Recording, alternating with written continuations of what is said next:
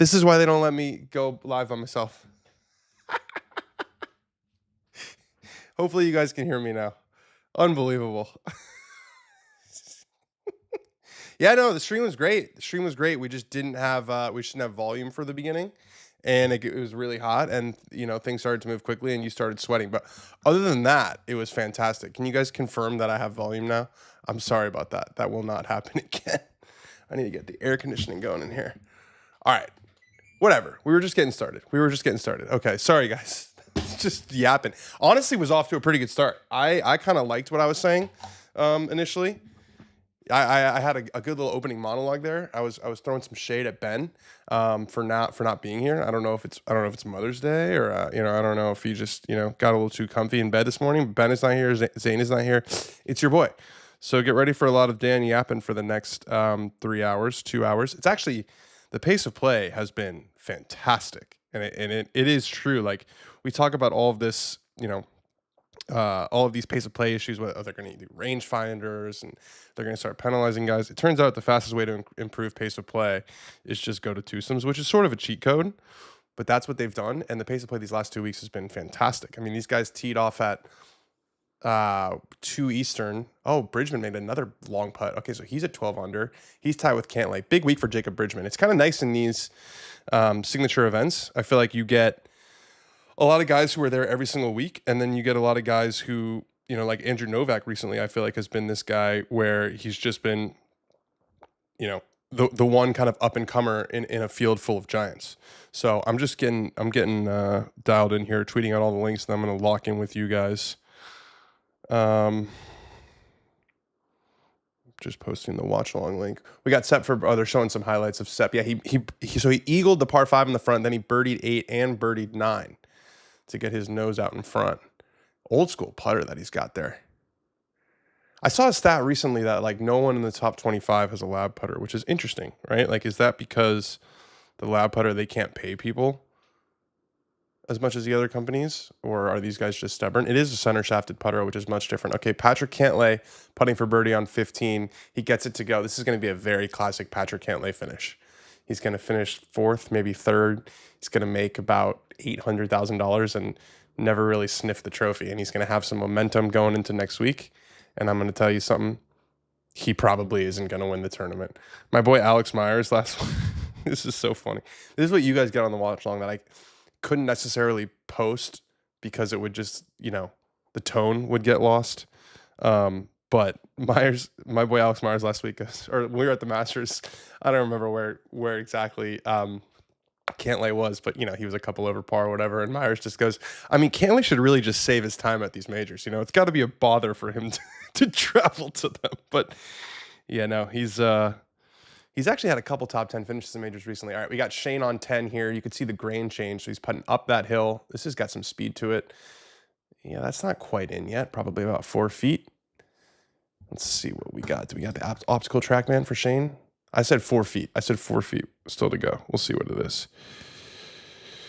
What's up, guys? Again, I promise I'm almost done posting all this stuff, but I'm doing it all by myself this week. So I got to post. I got to watch. I got to do all this fun stuff. It's great. I'm not complaining. I got to leave Mother's Day lunch a little bit early to watch the golf, which is, I know my mom's not watching this stream, so I don't feel bad saying that. I was excited to watch this tournament. I was excited to watch this one finish. Kentlay drains another. Where is Ben? Great question. Yeah, universe muted me for Ben. As Ben knows, Ben and I have had a few disagreements this morning. It's okay, it happens. Ricky Fowler into the bottom of the cup. What a putt there for Ricky. Got a sponsor's invite, and that's an eagle. Ricky creeping up. I think he's got a special invite into the PGA next week. This guy is running up the numbers when it comes to special invites, and I'm not saying he doesn't deserve it. We've got Straka, big par putt here. He misses that. Okay, so Shane's going to probably close the door or close the gap to one shot. Straka playing a little bit of seesaw golf here. Birdie, bogey. JT's only one back. We've got quite the finish coming our way. Ricky with an eagle out of nowhere. Straka drops a shot. I love you, Dan. Ben, I love you too, Ben, but we're gonna do a little group therapy here on the watch long. Ben, sometimes you need to just tell me what the answer is.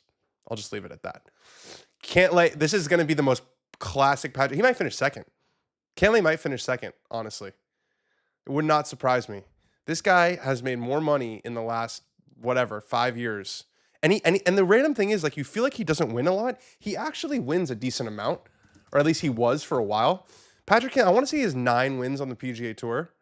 He has 8 wins on the PGA Tour. So we can't say he doesn't win. I don't know. I feel like maybe it's just that he's almost a prisoner of how consistent he is, where we expect him to like challenge for big titles and doesn't feel like he does it. But he's been like a top 10 player for probably 5 years now. Putting my marriage deposits before we take over Charlotte. Yeah, no, marriage doesn't matter to me. Shane Lowry for par here. We called it 4 feet, and he's got it to the bottom. I don't know if Shane all black is like a uniform. Is it like a thing like Gary Player would wear all black? But he does it quite a lot. Maybe we'll ask him about it. We had a little clip of me talking to Shane earlier this week. We caught up, and he said he wanted to do a stick to football podcast. A stick to golf, but stick to football is a very very popular podcast in the world. You could sort of see the camera. Now you can't.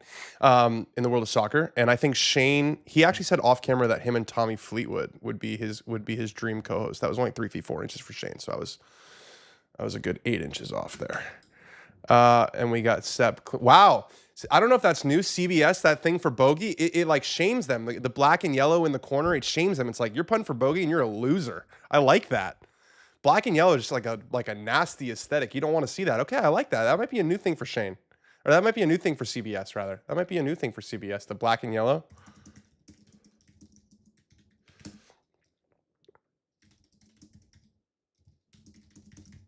Is that new? Is that, you guys are sickos like me. Is that new? The black, the yellow writing for bogey, kind of shaming the guys. What's up? The Major of Stellies. What's up? Aussie Golfer, how we doing? Jonathan Anderson, Dan Rapaport. What's up? Joe P. Is that Joe Perchek? Is that our CEO? It might be. I can't even pronounce our CEO's last name, which is not great. Perchesek, somewhere in that family. Ooh, Philly cricket has actually held up much better than I thought it was going to this week. I was just out there like for the Creator Classic and stuff, and I'm looking at this golf course. I'm like, if there's no wind, they're going to shoot nothing out here. But just goes to show you the elements. I mean, last week they had absolutely nothing. They had absolutely nothing. No wind at all at CJ Cup, and it was darts everywhere.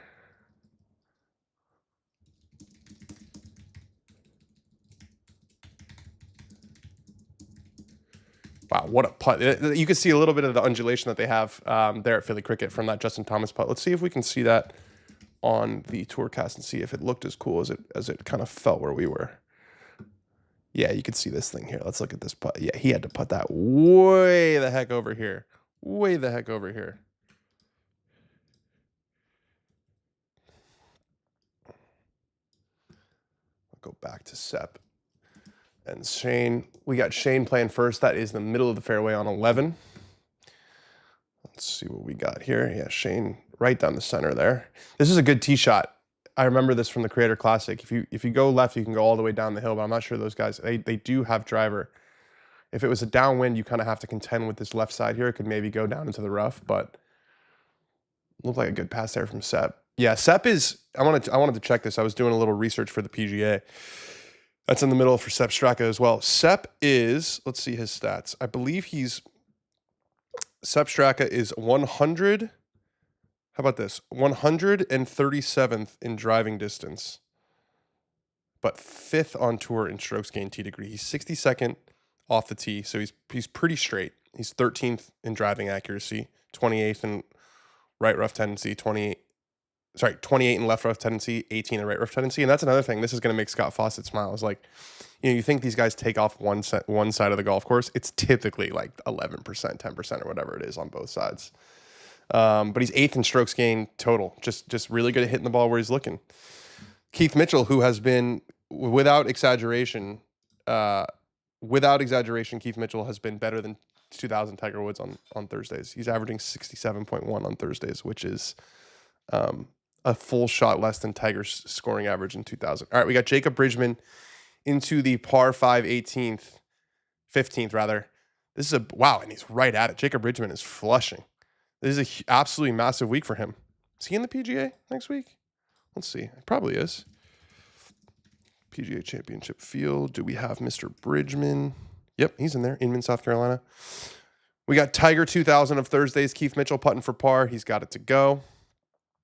As you can see, his scoring average kind of creeps up round by round. Not kind of. It's exactly what it does. Trust me, Thomas next week. Yeah, JT 20-1 next week, says Aussie Golfer. What's up, Joey Badoom? How we doing? Mitchell, a first-round leader. Yeah, I wonder what Mitchell's first-round leader odds are for next. I wonder if they're catching on to that. The odds makers must be catching on to that. He's just an absolute. He's a unit. He's an absolute beast in the first round. 67 scoring average. What did he shoot in the first round of this week? I want to say he shot like 61. Yeah. This is actually like a perfect kind of synopsis of Keith Mitchell's year so far. 61 on Thursday, 67 on Friday, 71 on Saturday. I'm leaving tomorrow. I can't believe I'm leaving tomorrow. It's unbelievable. I'm going on another trip. Kentlay for birdie on 16. He's got some gas there. He has got some gas there.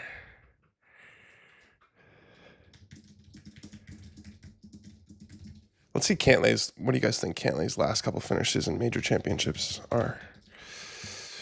Kentlay in the majors last year, he finished third at the U.S. Open. Yeah, he was kind of in the mix at the U.S. Open. I remember that. I think he shot like 6 under the first round. He doesn't miss cuts. He's made the cut in 1, 2, 6, 10, 11 straight majors and 3 top 10s in his last 11. Maybe we're just harsh on the guy. Yeah, they're showing clips of Kelsey and Shane Lowry playing on the Pro-Am together. They could be brothers. They could absolutely be brothers, these guys. Same exact body type. Wow, joggers from... big-time joggers from Jason Kelsey. They're breaking down his swing right now. Backswing looks okay. I don't think they're going to like what they see on the through swing. This is where it goes negative. This is where it goes down. Yep, way over the top. You see he loses all of his power right there. Way over the top.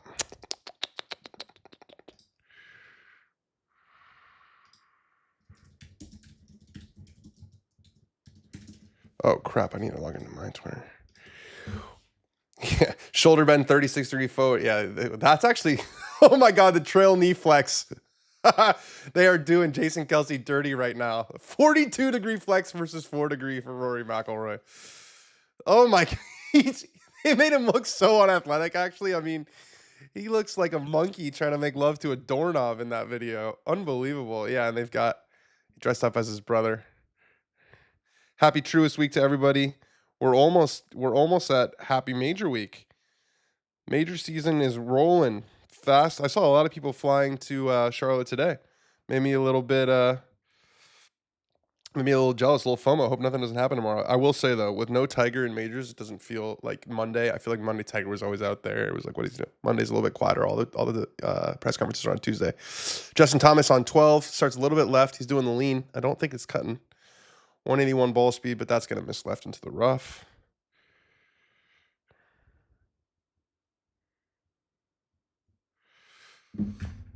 Shane from a perfect position, back on the plateau, 156. I remember my group in the Creator Classic managed to hit out of bounds on this hole. That one is cutting right toward the hole. Pin cut on the right side. Is that going to catch that ridge that we just saw JT putt? Yep, that's going to get a little bit better, a little past the hole, but you can see just how severe that spine is in the middle. That's going to be just past it.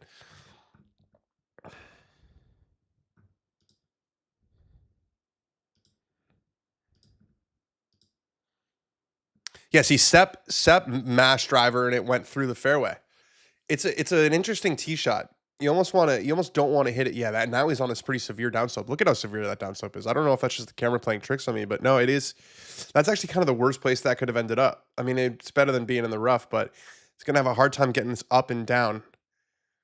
Is off a severe. I would expect this to be well left to the flag just because it's, it's an awkward lie.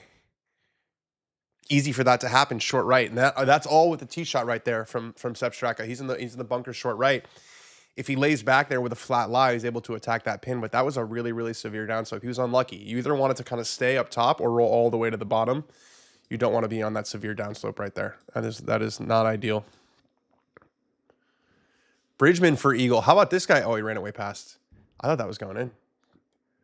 Went by on the low side. The greens have a little bit of fire. It looks like they've been kind of speeding up throughout the week. We got Kentlay. Oh man, someone's coming for his lunch with the all black, and his name is Shane Lowry. He's got it to go on the left side of the hole. We got Shane Lowry and Patrick Cantlay rocking the all black, except for Patrick Cantlay's gone for a white hat. And he's wearing a hat. Patrick Cantlay, contractually obligated to make a hat comment. Speaking of hat, Seps got his off, doing a little tan job of the Chrome Dome. A little bit of Rocky love. Rocky Balboa, we are in Philly, outskirts of Philly. Had a lovely time, by the way. Really nice area. That area just kind of northwest of the city. Stayed in West Conshohocken. Nice hotel. All the players are at my hotel. It was a good spot. Would you still take Ludvig to win a major this year? I mean, I'm not a guy who comes off. J.M. Baker asked, would you still take Ludvig to win a major this year? Look, if I could redo the picks right now, he's not playing as well as he has. But what are predictions if you don't stick to them? It has been a very strange year for Ludvig. He's tied for 60th right now, only ahead of the 3 guys who withdrew, which is Justin Rose, Michael Kim, Sahith Theegala, and about 10 others. He shot over par for the week, which was not good to do. Let's see a little statistical breakdown of what's going on with Ludvig. I saw him hit a couple so he was 4th and off the tee, so he drove it really well. The approach, though, was horrific. Minus 4.2 approach the green, minus 4.1 for the tournament with putting. So the irons are no good. This was sort of the case going into Augusta, but he said that, like, just with how crazy the golf course is, it kind of forced him to get out of his head and zapped him into, not trying to hit driving range shots. I wonder if he's just really deep in swing right now, because he said he wanted to stop playing golf swing and start playing golf. And that's what he did at Augusta, and he had a chance to win. I think we maybe forget, and I think we will sort of forget as the time goes by, that he was right there on 16 with a chance to win. Yeah, very strange year for Ludvig. So it starts with a T5 at the Century. He goes T42 at the Farmers, blowing chunks. He's sick the whole time. I think he was leading after the first round. Then he withdraws the next week from Pebble Beach. Still really sick. Lost like 9 pounds. 2 weeks later, he wins the Genesis. And you're thinking, okay, this is the year of Ludvig. It's finally kicking off. T22 at Bay Hill. Then he misses the cut at the Players. Misses the cut at Valero. 7th at the Masters. I think he made a triple bogey on the last hole. So it was really more like a 3rd or a 4th at the Masters. Then T54 in a small field at the RBC Heritage. And he's going to finish T60 this week. Another small field. And so, yeah, very strange year for Ludvig. Up and down. Zane with a banger love letter to Philly Cricket. That's right. Go read our boy Zane Moulton's piece on Philly Cricket Club. Zane was smitten with the golf course this week. He came with us for a couple of days, and he was absolutely loving the old school vibes, loving the Tillinghast vibes. All right, we got Straka. We're back on 11. He's got 1 foot outside the bunker. A lot of the balls in the Critter Classic were plugging. There's a lot of sand in the face of these bunkers. That's sitting down a little bit. He kind of played a chunk and run. It hit that hill. Is it going to keep rolling back? That's going to be a really, really speedy putt down the hill for par for Sepp Straka. So he's got about, I would say, 12 feet left, 10 feet 5 inches according to ShotLink, to avoid bogey.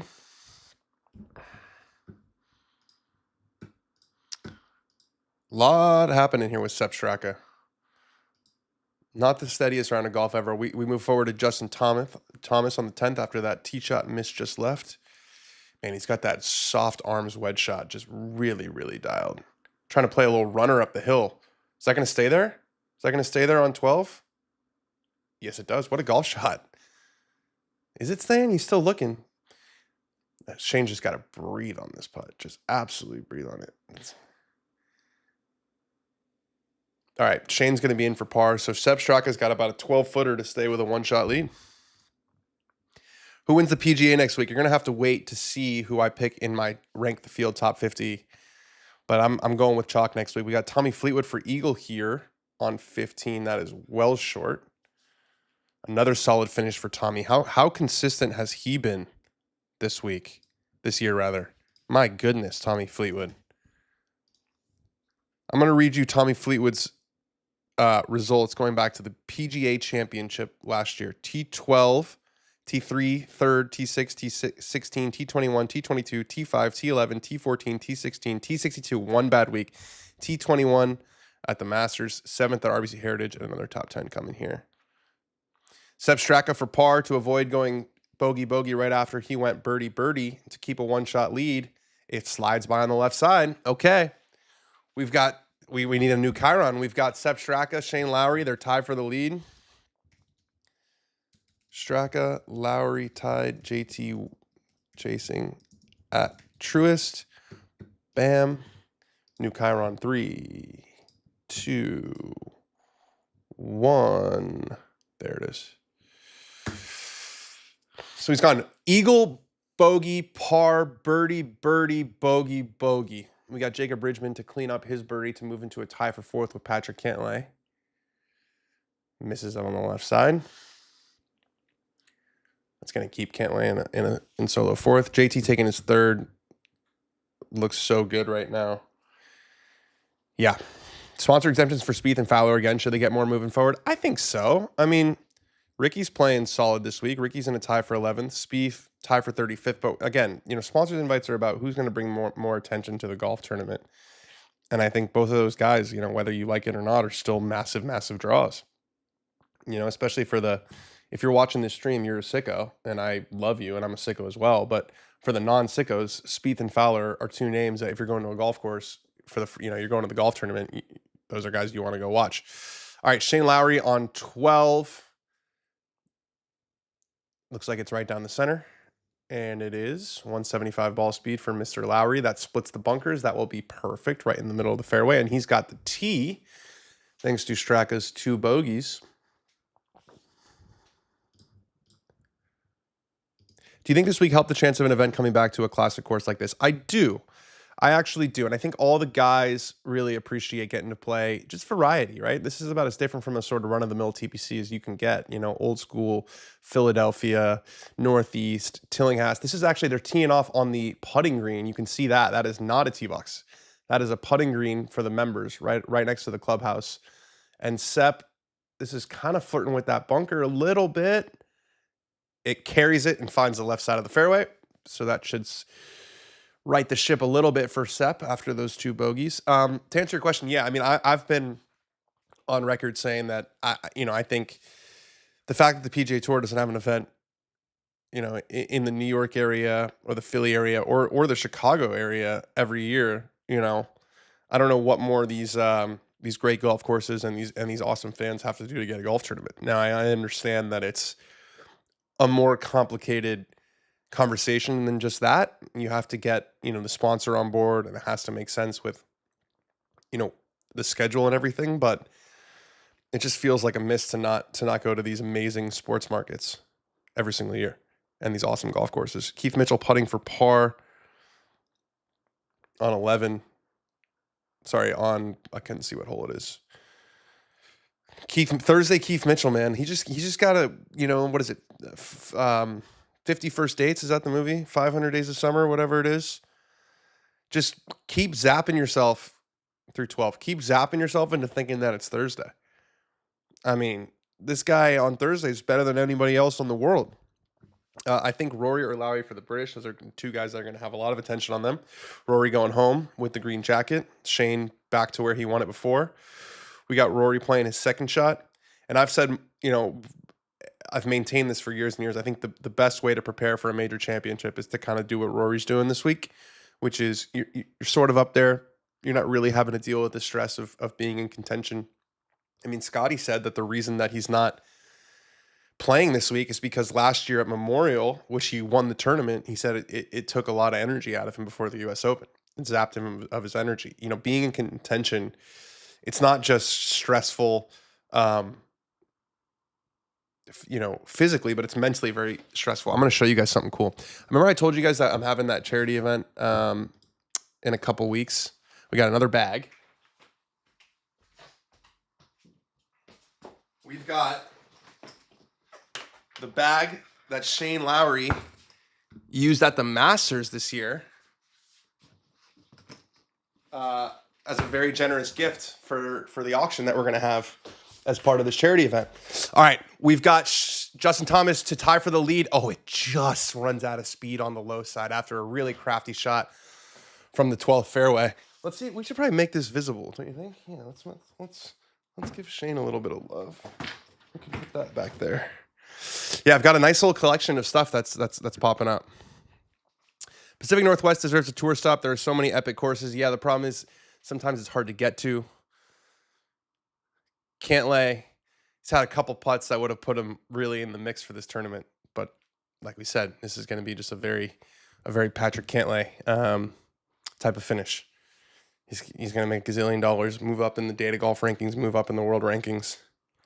But not really a chance to win the tournament. Wow. Shane's, Apex 150 feet. That is so high. So I was never really like an Apex guy. I didn't really know what it meant. And then I went and got fit at Titleist Performance Institute. And that was the first thing they pointed out to me, was that my Apex wasn't nearly high enough. It was like mid to high 80s. And it's also, you can kind of look at that number across the bag, just the way that like geometry works. Like, your 4-iron should hit the same Apex. It's just further along and it's a lower launch, but it should still sort of get there. So I had to work hard to get it above 100 feet. 150 feet with the driver for Shane is a moonball. I'm loving that we got this little Shane Lowry bag here, and we got the dog pick Justin Thomas. Well, I got to take that down now. That was from 2 weeks ago. I think the dog pick this is the guy. This is the guy that I think is gonna win. We can take this down too.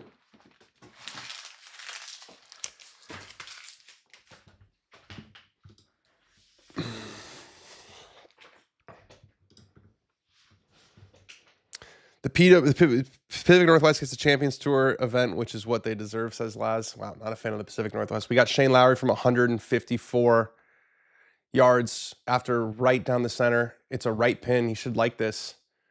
Misses the ridge. That's a good pin. Right on the back right portion. It's accessible. There's some room long of it. Let's see if we can see this green, just how severe this is. Yeah, look, it's on. So, I mean, this is a big green, but functionally, this is your landing area. And if you land it short here, that's about as aggressive as you're going to see those things move. Jacob Bridgeman, 3-putt. Boy's cost himself some dollars here. We got Sepp from just about a yard further, pretty much the same exact yardage. We saw what Shane's did. Nope, he doesn't like it. I would think this is going left. Yep, well left. That's going to miss that. What a great pin. What a great pin right up there. They're both going to have kind of interesting putts now. Straka's won't be as bad. It's going to be, flatter across the ridge, where Shane's going to be going right up this.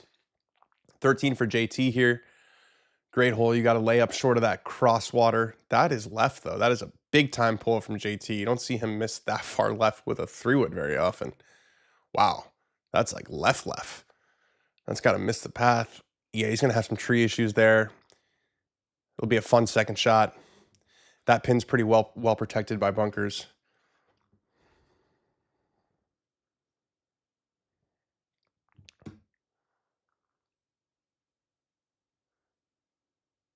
Mr. Rory McIlroy putting for birdie. One eye toward Quail Hollow already. That's going to miss on the low side. I wonder if he goes there tonight. Maybe he steals a night at home. He likes to show up kind of on the late side of majors. Doesn't want to make them like into more tax than they have to be. And obviously he knows Quail Hollow very well. So we'll see. Why is the TV telecast only showing 5 players' scores? Because this is winning time, baby. If you want to see the full leaderboard, you can open up your phone. 95-yard par 3 is pretty cool. I completely agree, James. I think that every great golf course should have a drivable par 4 and a really short par 3. Just really, really fun holes to play. Everybody smiles when they get to one of those. Hideki Matsuyama, nice birdie on 14 for Hideki in his trademark yellow. That is his trademark now. I feel okay saying that's his trademark yellow. Let's see what Shane's got here. Yeah, look at this putt. This is a really good representation of what Shane Lowry's got. He's got to bang it, and he's got to put it way out there.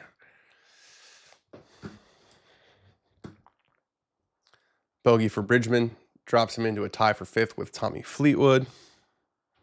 Big points at stake for JB, Mr. Bridgeman.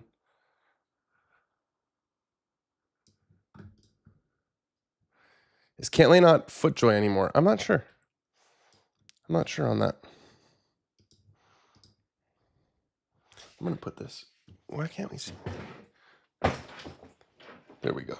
That's where it's going to stay. No, further back. That's the idea. Yeah, there we go. We get the name right underneath it. There we go. Now we're dialed. That's going to live in here until we have that auction on July 23rd.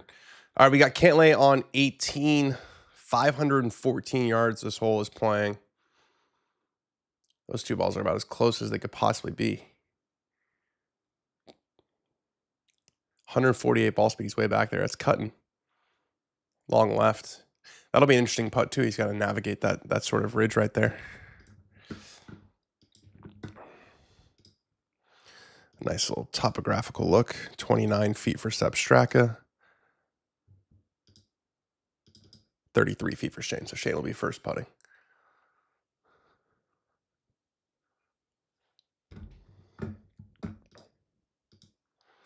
Sepp is first. God, this is moving along really nicely. Sepp up the hill. That's not quite going to have enough speed, but that should be a par for Sepp Straka, who will stay at 15 under through 12. Now Shane's got a uphill right to lefter, a little banana putt here. Oh, this will be fun from JT. Going to try to hit a high draw with the wedge in some trampled down rough, so we should be able to get to the back of it. He wants it to sit. Don't know where that went. Did not get the best camera work there. This is when the sound would really help me. But I saw one ball in the green, but I don't think it was JT's. So paid the price for missing the fairway there. Tony Feno sighting. Been a bit of a lost year so far for Feno. Having a nice week this week, though. He's 800 par. I had a stat. I mean, there was I guess I could find the stat about Feno's top 10. Ooh, what a shot. That's a nice preview of 16. If you land it past the pin, you're going to be okay there. Let's see what the stat was that I had for Feno. So Feno's... Nope, I don't have the stat. But he missed the cut at the Masters for the first time in his career. Sorry, he's missed the cut in each of the past 2 major championships. Some swing change stuff going on. He's working with Chris Como now after many, many years working with Boyd Summerhays, and it just hasn't quite clicked yet, except for it hasn't really been the full swing that's given him issues. It's been the short game. All right, Shane left that one a little bit short, which is easy to do from where he was. Had to putt up and over that slope.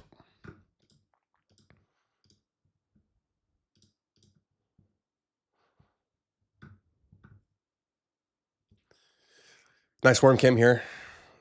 Right in the middle, no problem. That was right center. That reminds me to bring on our worm cam, please, hat. My favorite Tillinghast design is Quaker Ridge Golf Club in Scarsdale, New York. It's right across the street from Wingfoot, but Wingfoot's technically Mamaroneck and Quaker's technically Scarsdale, but I'm a little bit biased. But I mean, there's so many: Wingfoot, Ridgewood, Baltusrol. He kind of owns that area in the Northeast, and the course is all kind of. I got a little bit of a Quaker vibe from Philly Cricket. Different terrain, but you know, you could see there's a great hazard par 5 on the back 9. 13 that they have is pretty similar to the 15th hole at Quaker. I like when you can sort of see an architect's fingerprints all over it. All right, JT went just through the green there on 13. He's playing this well right, and it's going to creep closer and closer toward the flag because of that ridge there on 13. Yeah, really well done. He should save par from there. Nicely done after that tee shot. Got a bit of a break on the tee shot with it finding some trample down rough, allowing him to get to the back of it, and then he did well with the second. He did very well with the second. Oh, we got some action in Myrtle Beach too. I'll turn that on. Oh yeah, hell yeah. We'll get a little double action going. That'll be on Golf Channel. We'll get both on. I'll try to give updates as much as I can.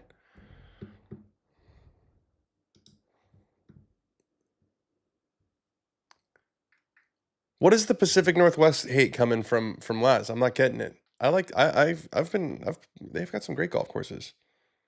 Gamble Sands. Myrtle Beach will come down to the last hole from the last group.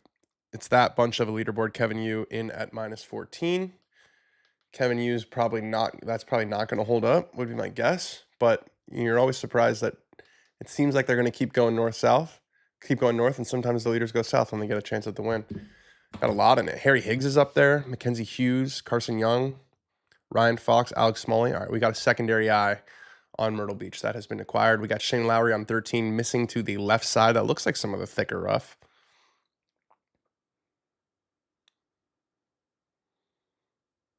I'm happy about I'm happy about the fact that the scores aren't like crazy low. I was a little concerned. It's nice when Mother Nature, cooperates to some degree. Man, Ryan Fox, I just caught my eye on Myrtle Beach. What a unique golf swing he has. You talk about this side, man. All right, we got Sepp. Nice little picture-in-picture here from CBS. Starts down the left side. That's going to find the fairway on the 13th. So he'll be able to attack that back left pin. We saw JT. That's another pin that's on a ridge. Let's see this one. Good pins today. Really good pins today. Yeah, you can see false front over there. So you got to land it in this area over here. But if you land it just past from the fairway with a little bit of spin, you can control it. 514-yard final hole par 4 is a proper ending. Yeah, a lot of Tillinghast courses finish with really strong par 4s. I'm thinking about, I guess Baltusrol's a par 5, but I'm thinking about Wingfoot. Quaker's a really good finisher. Par 4, back up toward the clubhouse. But this is not their 18th. I'm talking shit. I'm talking absolutely out of my... This is not their 18th. I believe their 18th hole is the 11th hole this week. Been a fair test all week at Philly Cricket. Comes across well on TV. Yeah, beautiful. I think the players are fan. Odds, Kashmir Keith makes a comeback. Not very high. I would say that if this was on a Thursday, I'd like his chances a lot better. But he is 5 shots back, and he's only got 6 holes left to play. So it would be a pretty remarkable finish. He's going to have to birdie basically the rest of the holes. No, it sort of feels like a 3-man race right now. Sepp, Shane, and JT. Another week where JT's had a chance to win. This is a few in a row now. 3 of his last 4 events, JT's had a really good chance to win the tournament. Valspar, he got beat by Victor Hovland. Masters, disappointing, T36, and then got the victory at RBC Heritage, and then, another week when he's right there going back into Quail Hollow. I've talked about this a lot. I'm going to keep talking about it. There's a lot of guys, really, I think, sort of 4 guys who I think will feel like they're the favorite. And they're not going to say that publicly. And this is actually what JT said earlier this week, is that he feels like Rory and Scotty sort of did him a solid in taking some of the attention off him going into next week. But you've got JT, who's now had a chance to win 3 of his last 4 events. You've got Rory, who's got the monkey off his back and, got back into contention this week in his first time playing his own ball since the Masters. The only start he had made previously was alongside Shane Lowry at the Zurich Classic. So you got Rory. He's won there 4 times. You've got JT. He's playing great. He's won there before. You've got Bryson, who's had a chance to win his last 4 starts and won his last start at Live Korea. He's had a chance to win 4 of the last 5 majors. And then you've got Scotty Scheffler, who just won by 8 in his last start. So, yeah, you've got Scotty, Rory, JT, and Bryson all, basically coming into this with perfect preparation for a major championship. So, yeah, it's really exciting. It's good stuff for the PGA. I think the PGA's move to May has been really fantastic for the PGA Championship, because there's a buzz about whenever someone wins, when you're the second major, there's at least a little bit of talk about Rory and, how many can he get done this year? All right, this is my first look at the 14th. Love when we get a short par 3 like this, 95 yards, Justin Thomas, just a 1-yard cut with a lob wedge. And that rolls a little bit past, but that's going to be a speedy putt down the hill. This is why it's so great. You can see a hole in one. If you miss the green, you're really going to pay for it. Just love when we get a short par 3 like this. It's just awesome. You're not having a tour event at Gamble Sands. I mean, not a signature event, but you could have, there's no reason why the One Flight Myrtle Beach Classic, a tournament like that, can't be at Gamble Sands. The media has a lot of good stories outside of Jordan. Yeah, and then we didn't even talk about Jordan trying to complete the career Grand Slam. His streak of top 20 finishes came to an end this week. I think he's going to finish around 35th, but he had 4 straight coming into this week. Got a sponsor invite into this tournament. That would be, I can't even imagine what that would be if we had 2 of 7 total people ever complete the career Grand Slam and it happened in back-to-back majors. I'm I'm not even going to allow myself to go there because I don't think it's going to happen. It just feels like too sort of beefy of a test for Jordan. It's going to be a tough setup. The rough apparently is really, really long. I think it's going to be a bomber. All right, Shane hacking it out of that left rough on 13. He got a much worse lie than JT did. Is he going to be able to control the distance here?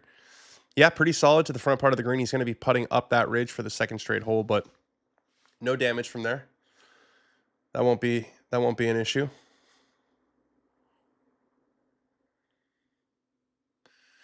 We got Sepp. It looks like another, perhaps a bit of a downslope.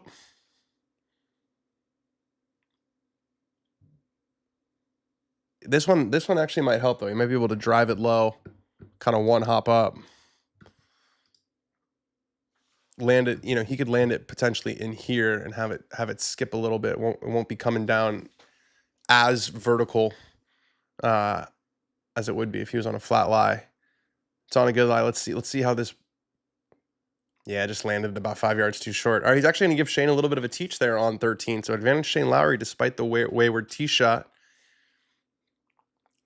And we got Kentlay finally putting for his birdie on 18.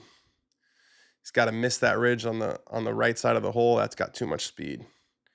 Does have a one-shot cushion over Tommy Fleetwood for fifth. Yeah, Kentlay could have easily got to minus 16. He had a couple good looks there. Athene, I feel like Kentlay's got a new hat sponsor every time I look.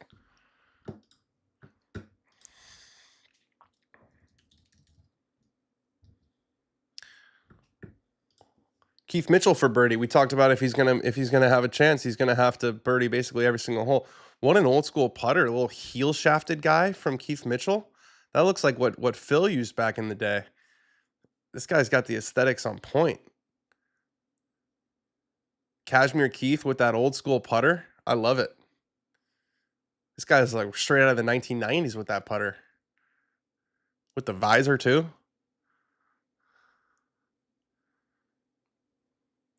JT's a very interested watcher here. He's going to see this one break at the hole. That one was hit too hard and too high.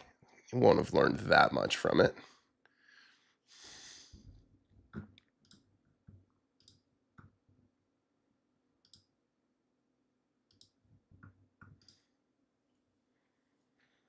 But JT was definitely an interested observer there.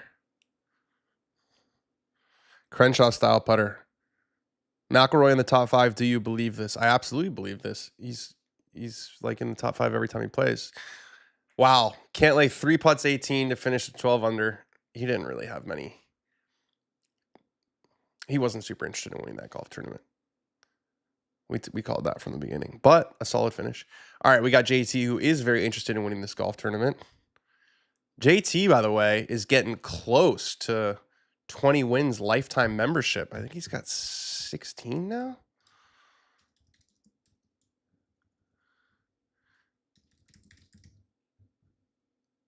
JT has 16 wins on the PGA Tour at 31 years old. Pretty damn good. Nice worm cam here. Beautiful worm cam. It's going to break left to right, but then we saw past the hole, it kind of goes back left, so it should flatten out by the hole, maybe even go back a little bit to the left.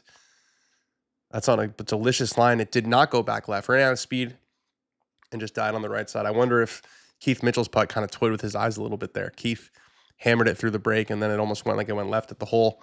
JT's leaves his a little bit short, but that is no damage.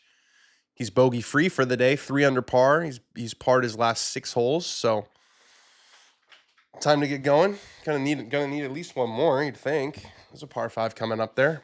All right, we got Sepp putting up the ridge. He's got a little bit of speed. That'll be a little ticklish. About a 3-footer coming back down the hill.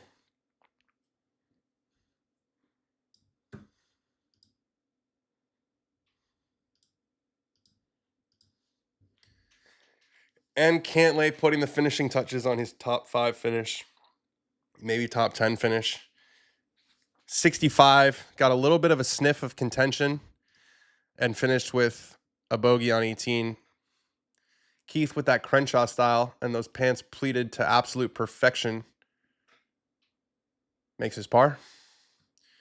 So he stays at 10 under. They're going to 15. Going to the par 5.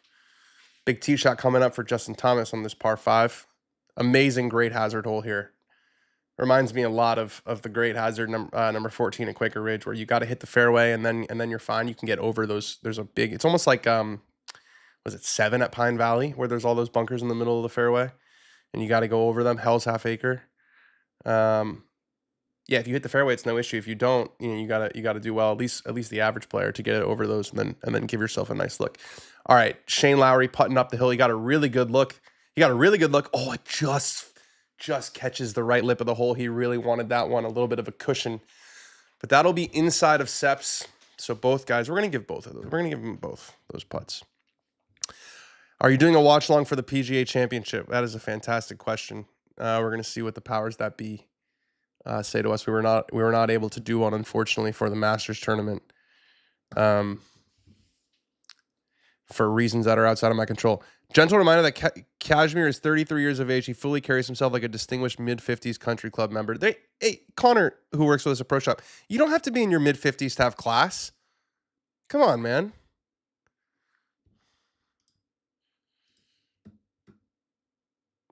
We got Straka putting for par. Joseph's keeping us updated on Myrtle Beach. Seps putter. You want to talk about something that looks old? Seps putter looks like he should be playing croquet with it.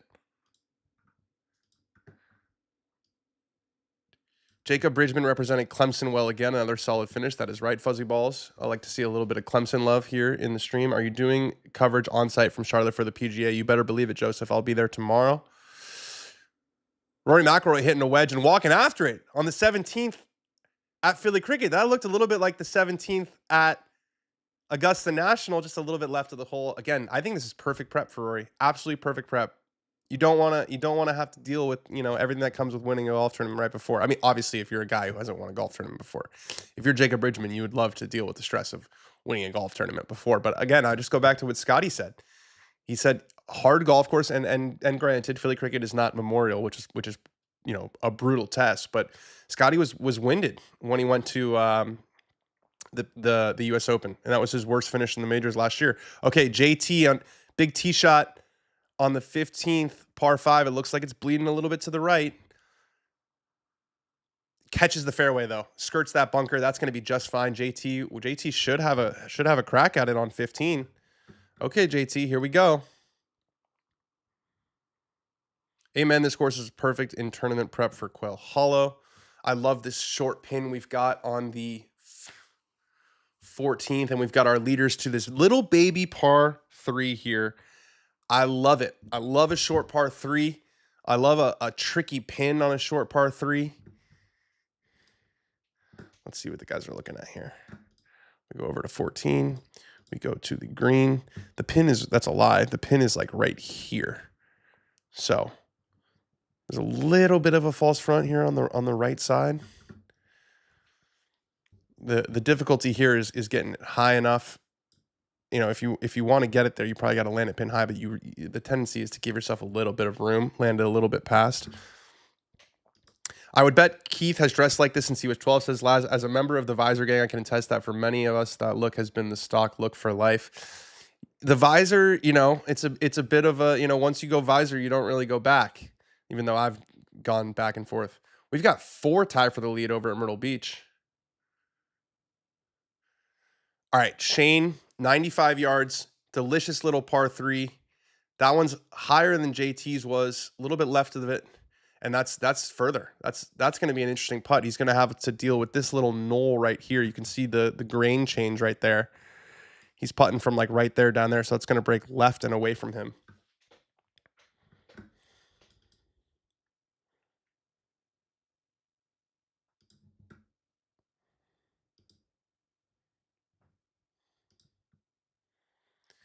And now Sepp, he's played this hole 2 under par for the week so far.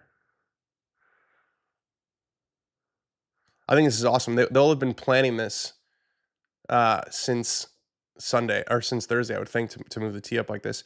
Guys, I can't listen to the broadcast. Where's Dewey? Where's I saw that caddy. That's not Sepp's normal caddy. You saw him tee up that wedge a good bit. Yep. Oh wow, it's firm. That one landed a little bit past pin high and skipped down. Just a little bit downwind. Great, just a great hole. 95 yards. Both those guys, it's two of the best players in the world. The best they could do is 25 feet from Sepp Straka. That's fantastic. I love it. Our stream health is not the best it's ever been. Are we buffering for you guys? Does anyone have any idea where Dewey is?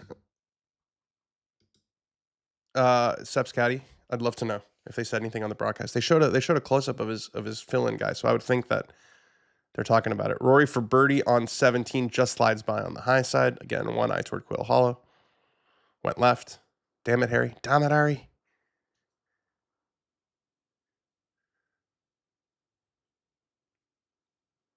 Rory's still at 10 under going to the last. I'm seeing Billy Horschel on my screen.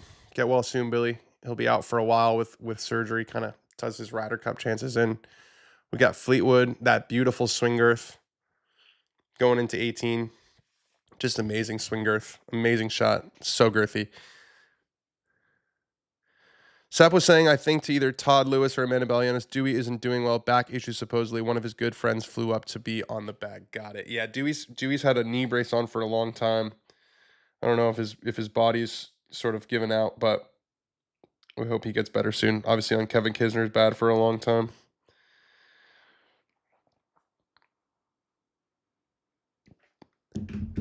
I love when they're walking on the fairways together. Just two absolute beefcakes out there.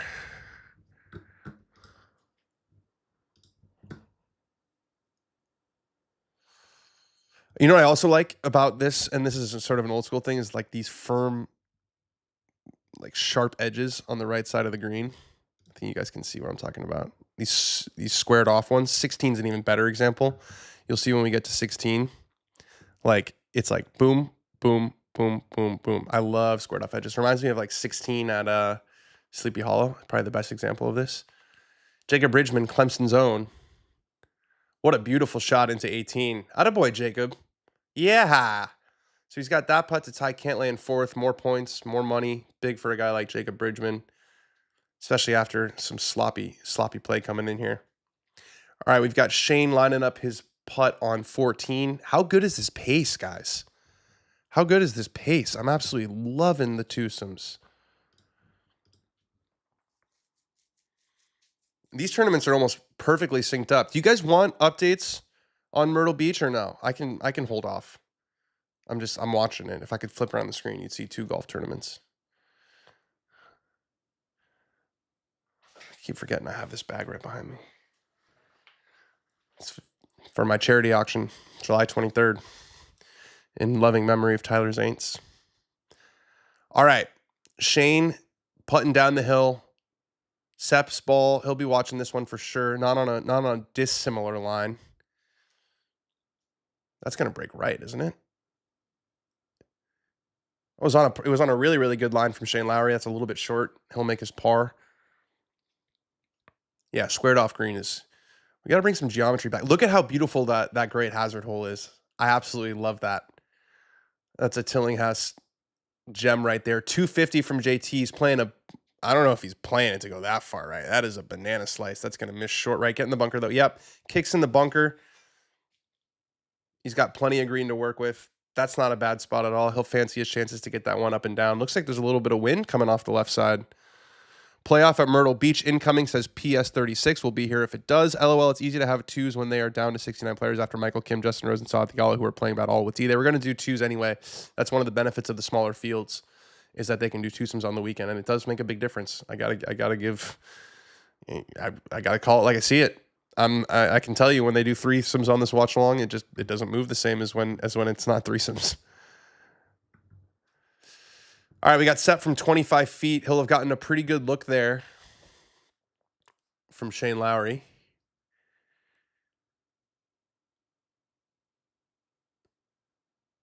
"25 feet downhill." We thought it was going to go right.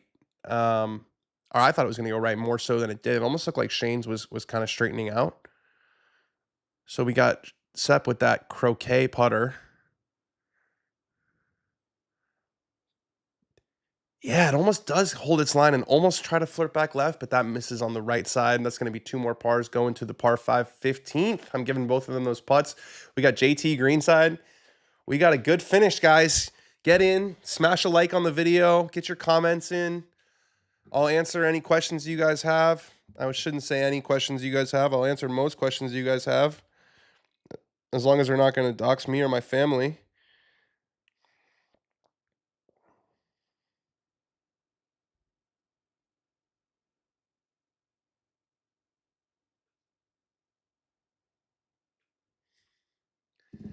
Sepp is in for par. -15, -15, Shane Lowry, Sepp Straka, -14, Justin Thomas. Everybody else playing for third. We got Fleetwood trying to close out with a birdie to tie Kentlay in a tie for fourth. The swing girth. The swing girth never fails. A nice bump from Jacob Bridgeman. Some friendly vibes there. He's to 12 under. He ties Kentlay. 68, 68, 67, 65 for Tommy Fleetwood. Another fantastic week. Another good finish.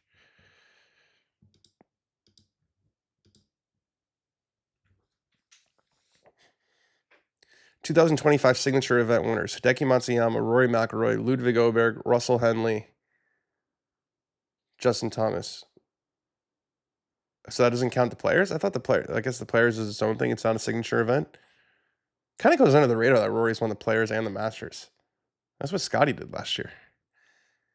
Didn't Greg Norman use a putter like Seps for a little while? It's very possible. I wouldn't be able to tell you. All right, we got a 3-way tie for fourth now with Patrick Cantlay, Tommy Fleetwood, and Jacob Bridgeman. It's a great week for the guy. An absolutely great week for the Clemson grad. Feels like every single week there's a guy like that. You know, you got a bunch of big names. All those guys have played Ryder Cups ahead of him, and then you've got Jacob Bridgeman just sticking with them shot for shot this week. All right, JT out of the bunker on 15. Look at that closed stance. Playing a runner. He's got plenty of green to work with. That is trundling. It's got to get going, though. It's still trickling, still trickling, still trickling. Okay, pretty damn good from JT. We'll call that 4 feet. Let's see if we got the optical TrackMan right there.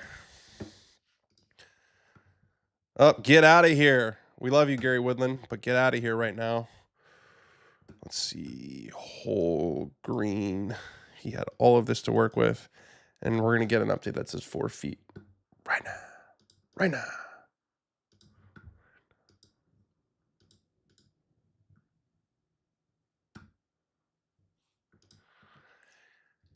The final group has reached the 15th. There's absolutely no wait because we know the 3 feet 9 inches for JT. I was pretty close. We know there's no wait because we saw the group ahead of them and they're already on the green. Got to split those 2 bunkers. Pretty simple off the tee. 176 ball feet for Shane. He's already picking up the tee. That is going to be a good one, and that is in the go zone. Shane is driving it beautifully today.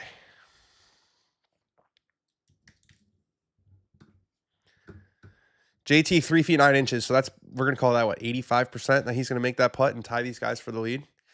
Shane's intense right now. Shane's really, really intense right now.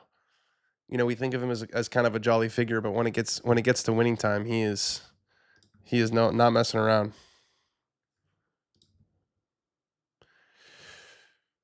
We got Sepp on the tee. Got to find the fairway to have an unobstructed look at the green. Be able to get to the back of that ball is really important. This is a big tee shot. Gets up there, doesn't waste much time, and he's hit another really, really good one. Both guys find the fairway on 15. We are into the home stretch, last 4 holes. And JT's got a putt to tie the lead. We got the leaders in the fairway on a par 5. Everything's happening, guys. Everything's happening. Smash a like. Subscribe to the channel, all that good stuff. Coming down to the wire here. All right, we got JT on 15. I'm officially in Don't Look at Tourcast o'clock. That's what time it is. It's called Don't Look at Tourcast PM standard time here in the doghouse. What is that? Is that a pink shirt JT's wearing? I'm obviously this colorblind as a bat, but I feel like it's a pink shirt. Purple maybe? Fuchsia? Nice worm cam. Reverse worm cam because Keith Mitchell was in the line. Putter sitting beautifully. Almost looks like the heel is trying to get off the ground there. Can't quite tell. JT from 3 feet 9 inches. Oh, he missed it. That was a quick left one. Pulled it. That's going to be almost the same length. That is a big missed putt on the par 5 15th for Justin Thomas. That was a chance to tie the lead. And the leaders will know that that did not go in. Purple shirt, according to Mr. Boscovich. JT knew that one was going to miss pretty quickly after he hit it. The worm cam never lies. Didn't even hit the hole. Really, really a poor putt there. Sometimes, the slope on old school greens, like when you feel like a putt's going to break, outside the hole, and it's a short one, it can just sort of mess with your head a little bit. Who we picking, guys? Sepp, is JT going to bounce back after that missed putt? Do we like Shane? Who's the chat rooting for here? I've got the Shane Lowry bag sitting right behind me, so I'm gonna say Shane wins. We're gonna stick with Shane.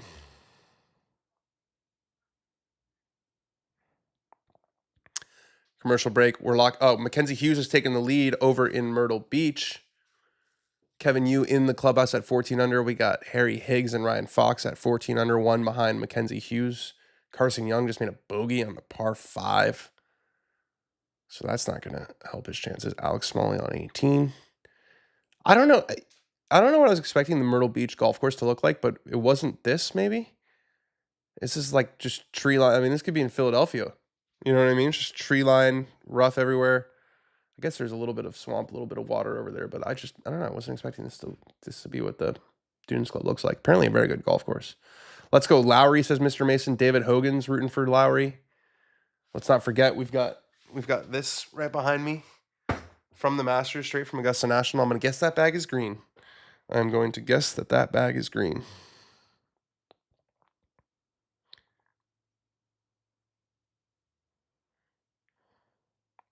We got Lowry and Straka tied.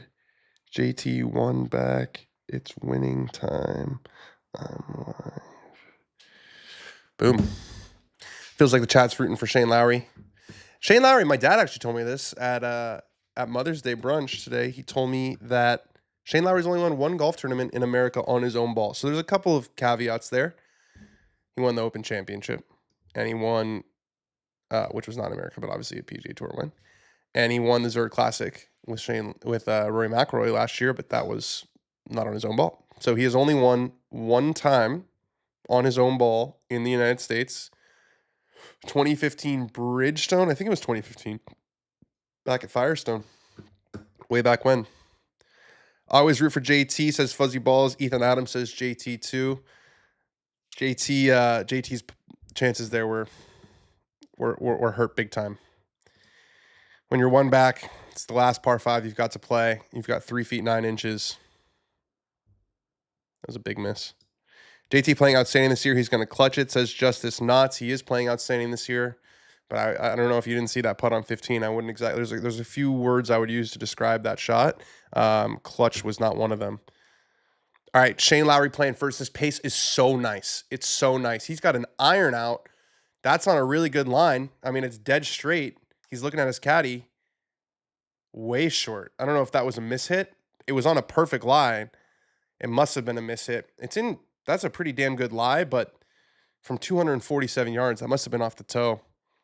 Harry Higgs also birdies 15 to tie Mackenzie Hughes. I can say for sure that Kevin Yu is done. Thank you, Joseph Boza, always on the stats for us.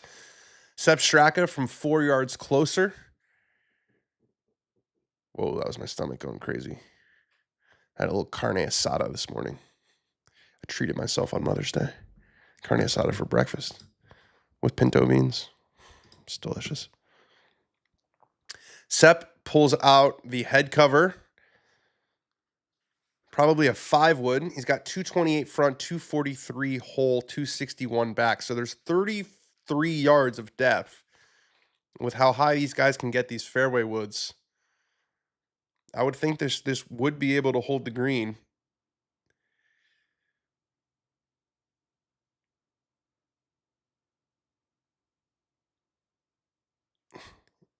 Ball looks a little bit above his feet. That's on a lower trajectory. A little bit of a draw. And also well short. Way, way, way short. Man, that didn't even get to the bunker. I don't know if he hit that one off the toe too, but 2 shots that were flying on really good lines. And this is when watching a golf tournament on mute can be a bit of a hindrance because I thought those were going to be good. 222, they're playing the 16th.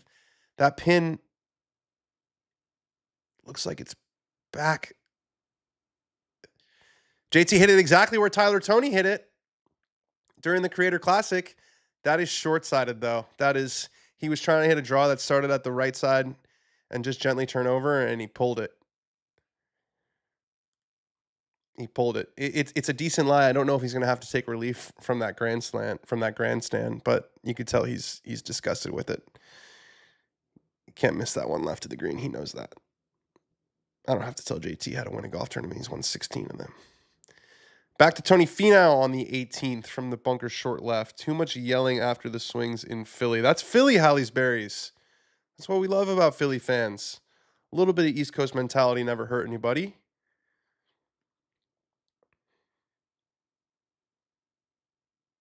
Kashmir Keith on the 16th. This is a nice photo. A well-dressed man in front of a beautiful golf hole with squared off edges. That's kind of more of the shot I thought that JT was trying to hit. Yeah, beautiful shot from Keith Mitchell there. Started on the right side, turning toward the flag. That's another pin that's on a ridge. I like what they've done with the pins today.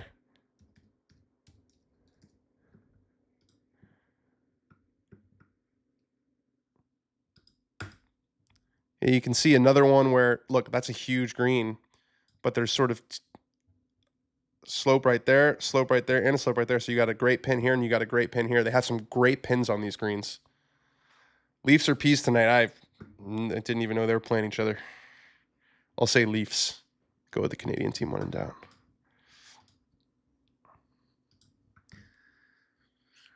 All right, Rory putting on the finishing touches. I'm going to say he goes home. I bet you he goes home tonight. Philly to Jupiter, probably what? 2 hours. I bet you he goes to Quail Hollow first thing Tuesday morning. That would be my guess. Scratch has streaming rights for PGA content. Well, we're not streaming the actual tournament. We're doing a little watch along. Dan, you get to play any of the local courses on the Scratch. You play Grand National in Auburn. I did not get to play Grand National in Auburn. I go in typically the night before, shoot the stuff, and then try to get home. So I played 9 holes at AU Club. I played 9 holes at UT Golf Club. I played 9 holes at UGA Club, and I played 9 holes at Mark Bostic at Florida. So I've not been able to play the full 18s or any other courses in the area. We got Tony Finau to put the finishing touches on one of his better finishes of the year, and that goes begging on the high side. That's been the issue for Tony this year, the chipping and the putting. It's easy to say, oh, he's got a new coach. It's got to be the full swing. Nope, it's chipping and the putting, which was the issue really before the swing change. Or not the swing, I shouldn't say swing change, before the coach change. All right, Shane Lowry, co-leader on 15. It's a really good lie. We love watching this guy hit pitch shots. He's got a generational set of hands. Is that going to trickle out? Yes, it is indeed. Oh, Shane. Oh, my God. I was about to grab this. And go like this. I love Shane drops to his knees anytime it doesn't go in the hole on the back nine on Sunday. I absolutely love it. That's going to be a birdie from Shane Lowry, though. We got the bag from the Masters that he sent for the auction that we have. What a great shot. Yes, I'll be at Oakmont.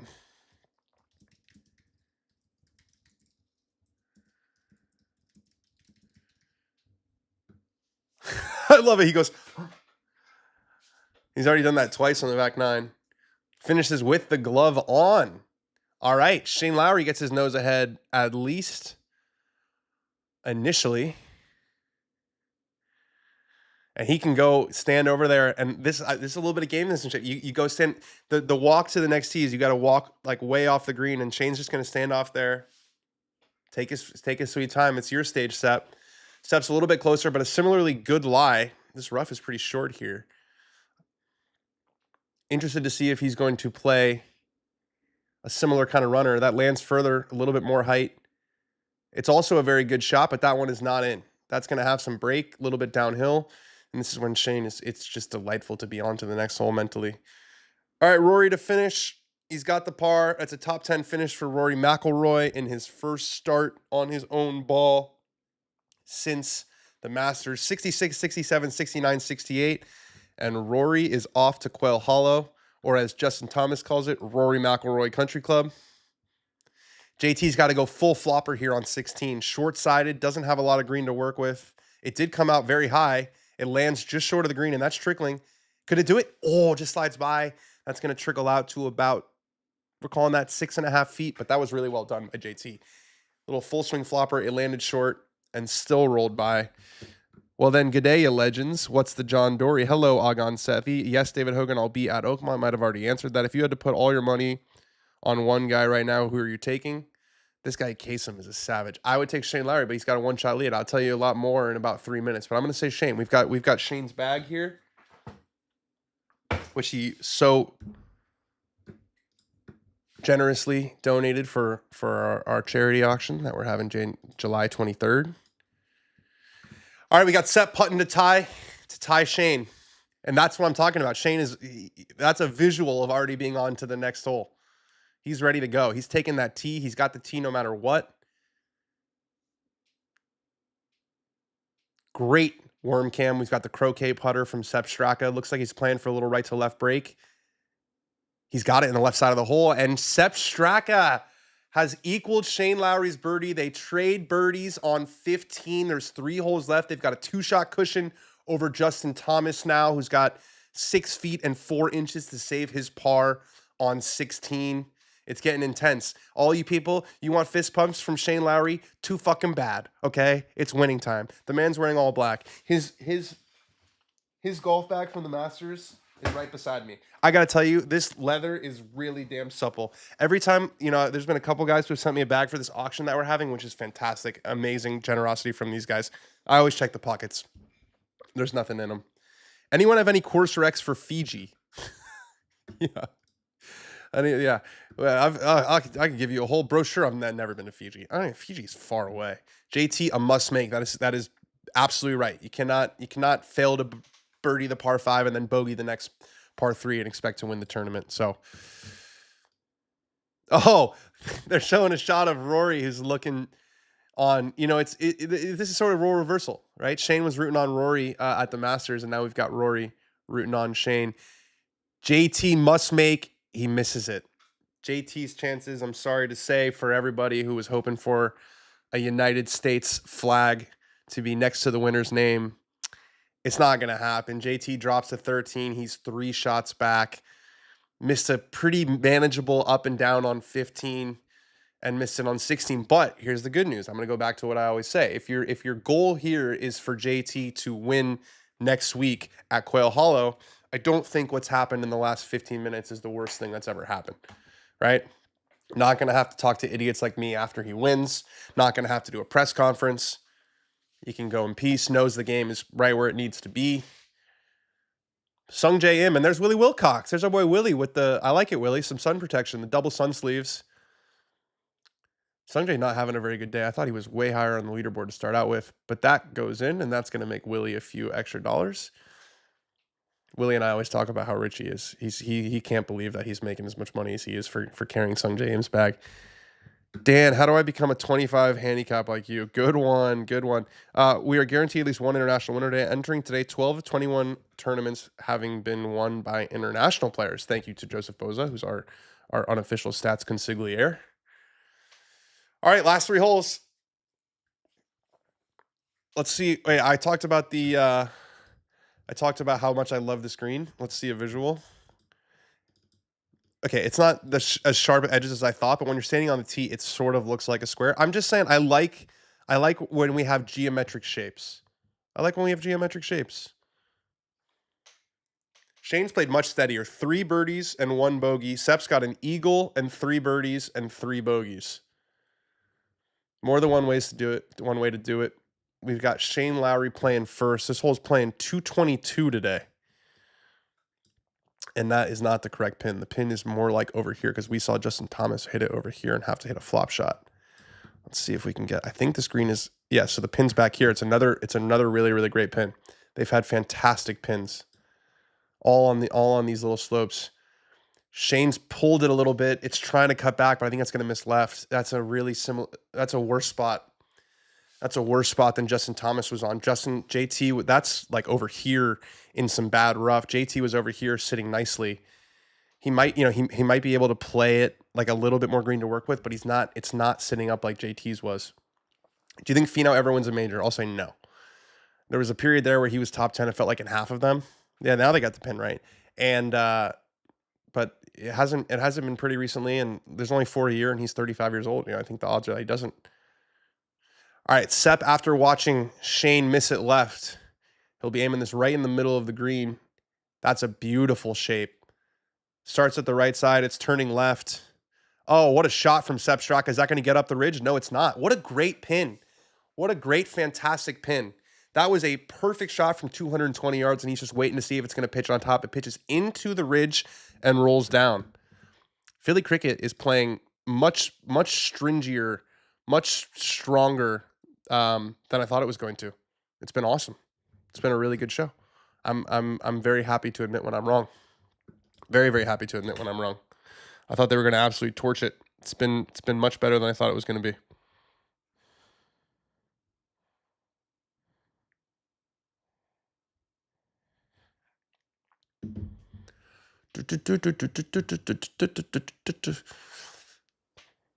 Man, Harry Higgs is such a vibe when he's trying to win golf tournaments. He's got, I mean, all the time, but he's got those top buttons unbuttoned. He's got the Dude Wipe sponsorship, the shades on, chest hairs out and peeking. Winning time now, guys. Winning time now. It's a 2-man race. We're gonna do a new Chiron because JT's not really in the mix anymore.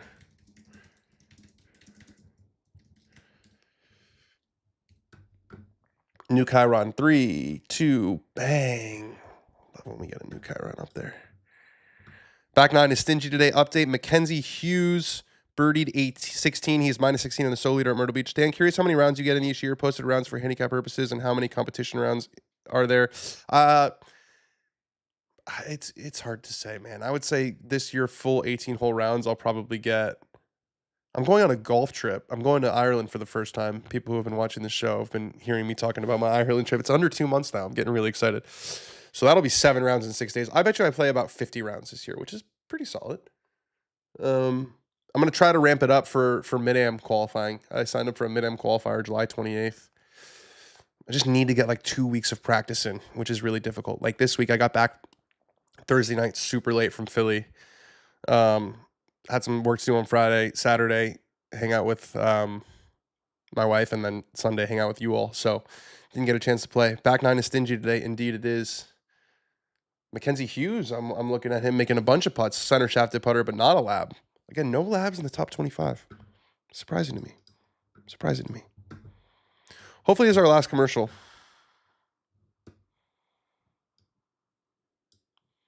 We're going to be back, and they're going to be hitting the shots because this pace is fantastic. All right. That's exactly what happened. So we got Shane here. So it's short-sided. It's running away from him. And I don't know what the lie is going to be. You can see, at least from this aerial shot, it looks like the rough is a lot denser kind of in the face there than it would be on the flat part.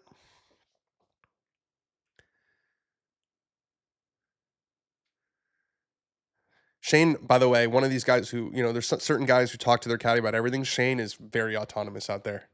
I doubt Darren had much of a say in this one.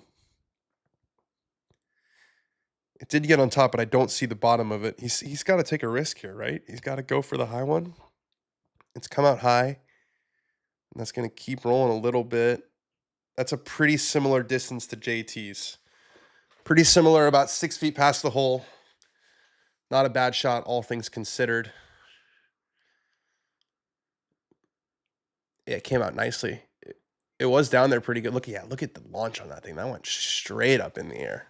That was a better shot than I thought it was initially with how far down that was.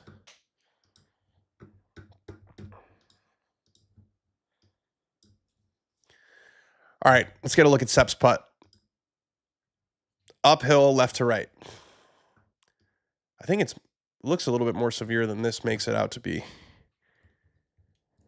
Yeah, don't go that far. I think it's more uphill than this makes it look. Yeah, here's a good look. I think he's going to play it like out here. Yeah, this is moving pretty good, pretty steep here. And then it's pretty flat up there, maybe going a touch right.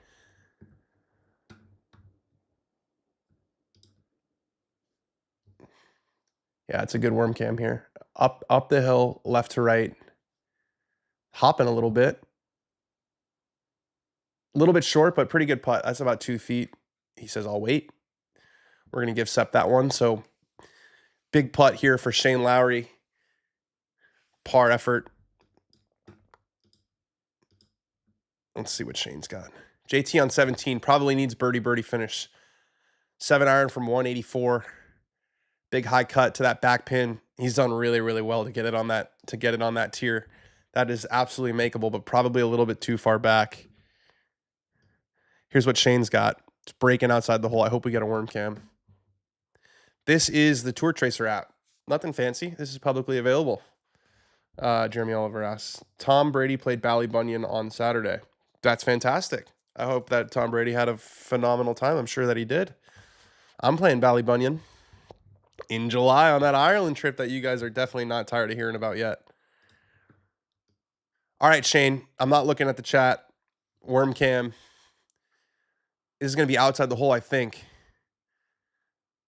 Yeah, there's the worm cam. He starts outside the hole. It breaks in. Oh, it misses.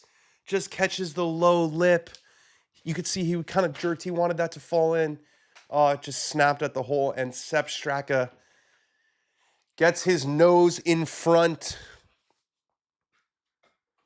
Still just a one-shot lead, but he hit a good putt there. It just needed to be a little higher or have a little bit more speed to hold that line. Oh, crazy how narrow his stance is, huh? When he putts, Shane, it's old school. It's almost like a little jack, where you're like kind of like that. Thoughts on the Internet Invitational? I think it's gonna be awesome. I think it's gonna be great. I hope they do. I hope they make it like super barstool where it's like, guys are yelling at you. Like, I don't want it to look anything like the Creator Classic, I hope it's like a part game show, which I think it will be. Yeah, you can see that thing look good the whole way. It's just diving that putt. No line on the putter, just the, what is that, a clover for Shane? I've come to love the worm cam because of the show. Thanks, Dog Crew. It's the best camera that there is. We don't wear the hat for no reason.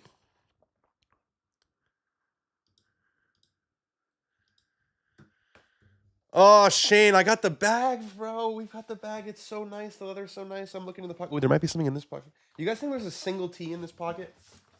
You think there's anything in this bag? Nothing in here. Nothing in here. I will say, these guys who clean these bags up these are not the first bags that they've cleaned up. These guys have new bags every week. Absolutely nothing in here. Absolutely nothing. I was hoping there might have been like a $100 bill lying around. That he forgot to give to one of the valet guys. Not our Shane. Our Shane's tipping everybody. I did not get the invite in the Internet Invitational. I think those invites are out already. That's what it seems like. I would have played, but all right. Sepp on 17, 2 beefy par 4s to finish, both over 500 yards. And Sepp, quick tee pickup. All you got to do is hit it over that bunker. We saw Brad Dahlke hit it 350 on this hole. That's a beautiful tee shot from Sepp Straka, right down the center. These guys are basically the same distance. They've been right next to each other all day.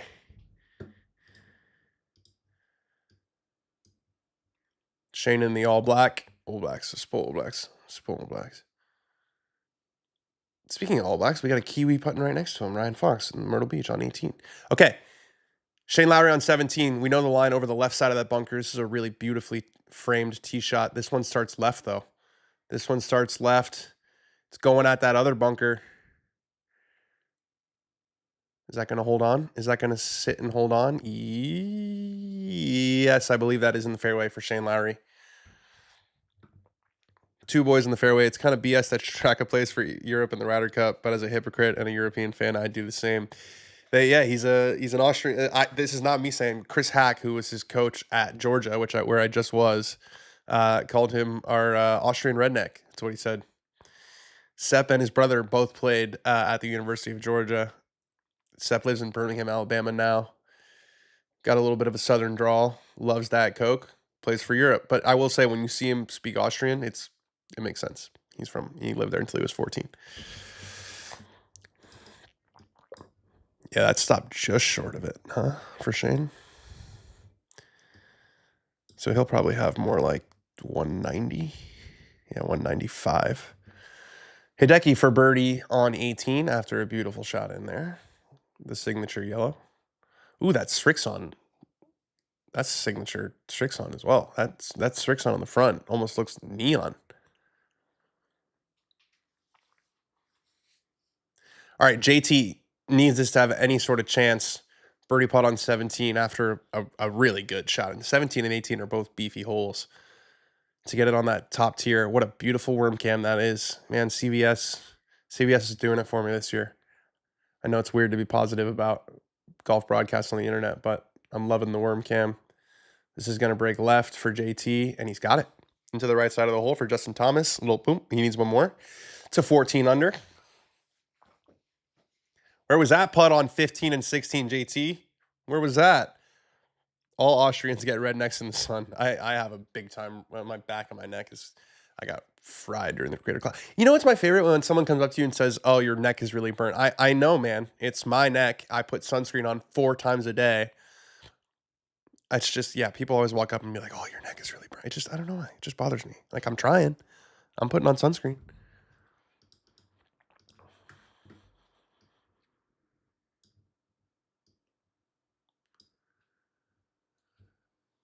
Over at Myrtle Beach, we got Mackenzie Hughes with a one-shot lead over Ryan Fox and Harry Higgs. JT solidifies third. Yes, he is going to finish third, most likely, unless he makes double bogey on 18, which is very unlikely. But he's not thinking about third. He's thinking about trying to make a birdie and then, force one of these guys to close it out with 2 pars.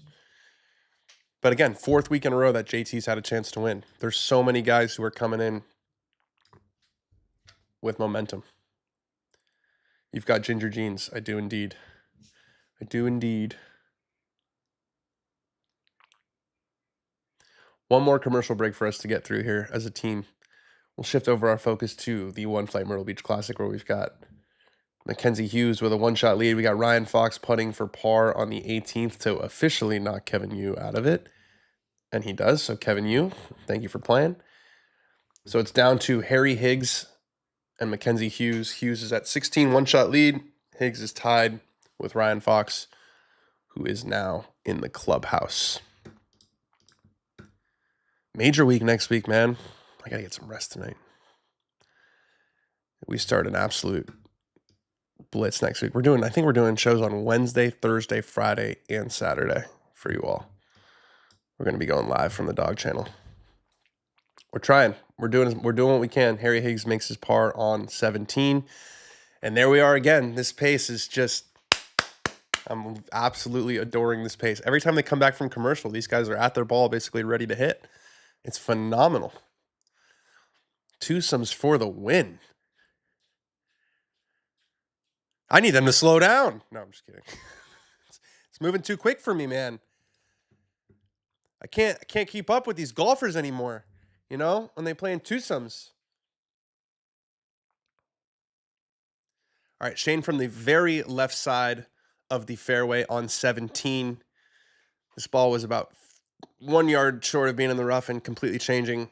But the ball's a little below his feet, which should help him cut it into this back right flag. He starts on the left side of the green. It's cutting. It's trying to. Yeah, he's got it to the back tier. Really good shot. That back shelf is wider than it looks. So a little bit long and a little bit left from Shane there is a really good spot. Yep, 20 feet for birdie. Should be a decently flat putt. And we got JT on 18. The shots are coming thick and fast now. Yeah, really, really nice. Bottle that one up, JT, for next week. That little 1 yard cut with 180 ball speed. That'll get it done. There's not a golf course in the world where that shot doesn't work. I'll tell you that much. If you're watching, subscribe to the channel. Do us a favor. All right. Sepp Straka from about 20 yards closer than Shane.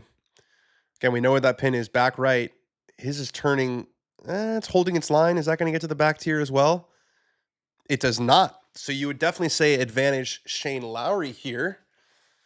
He's going to have a much flatter putt than Seps. Seps is now really a lag. He's just trying to get the speed right, where whereas Shane is going to have, a pretty flat look at the hole. We saw JT just made one from that back tier. So 1-shot lead for Sepp Straka, but Shane Lowry in a bit of a better spot. On the 17th, we got Justin Thomas in the fairway on 18, and I think that's it for the balls that are in play. Now is a good time for any sort of questions. Straka with a crappy shot. Yeah, it wasn't good. 18's been playing, Joseph Fallon's asking. It's long. We have seen a few birdies. We saw Jacob Bridgeman made a birdie in there. We saw Tommy Fleetwood made a birdie in there. We saw Hideki Matsuyama made a birdie. So it's 500 yards, but it's an elevated tee, and the pin is pretty manageable in the front. They've had some really, really tricky pins on the back nine here. Really good pins, kind of on the top of ridges.